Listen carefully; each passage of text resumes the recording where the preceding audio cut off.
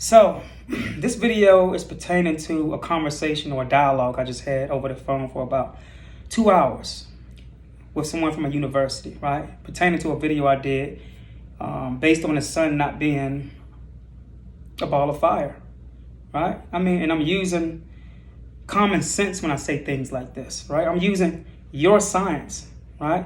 When I say things like this. And so, the person asked, a prestigious professor asked, how could I even assume or even come up with something of that notion to say that the sun is not a ball of fire? Well, number one, right?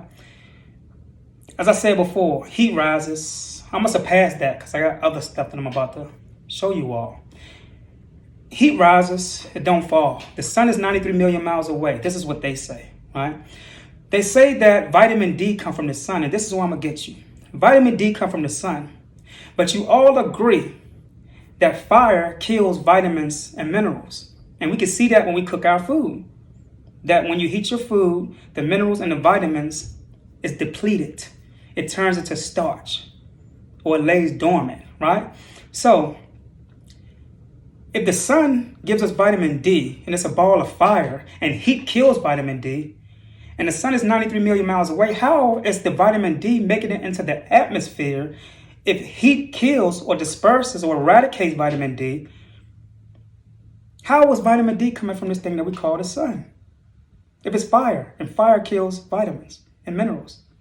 So you mean to tell me, this is what I said, so you mean to tell me that I can go out in my front yard and start a fire and sit in front of this fire and get vitamin D from that fire that I start in my front yard? And this is where I ended. This is where it all shut down. Because I'm not using intellect to defeat you. I'm using science and your science against you. And I'm using common sense, which comes from the soul. See, I don't have time to argue with things that should be simple. Right? We say that we are conscious and that we see things, but what lens are we using to analyze science, modern day science at that? And this is why when you hear people speaking in words that you don't understand, don't get offended, my people. Don't get offended. Because these are the most sleep beings on this earth because they don't have the science.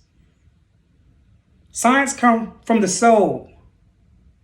This is where it all started, from the soul, because the soul is science. It's everywhere.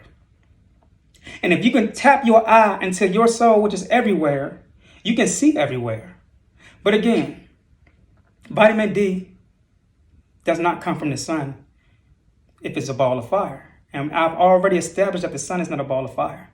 Heat rises. If I strike a match and turn it upside down, the fire is going to flip around to the side. Right? So how is that true? Right? And why would and that's disrespectful to the ancestors to think that they would be sun worshipers to something that's just a ball of fire. It had to be something very significant or distinct that our ancestors would give reverence to the sun when it is at its highest peak, right? When they are breaking their fast, why would they worship fire, a ball of fire? The significance of that sun is beyond what we see. That is a shadow of what that sun really is. That sun is conscious. This is why they spray chemtrails at it. Okay? Peace.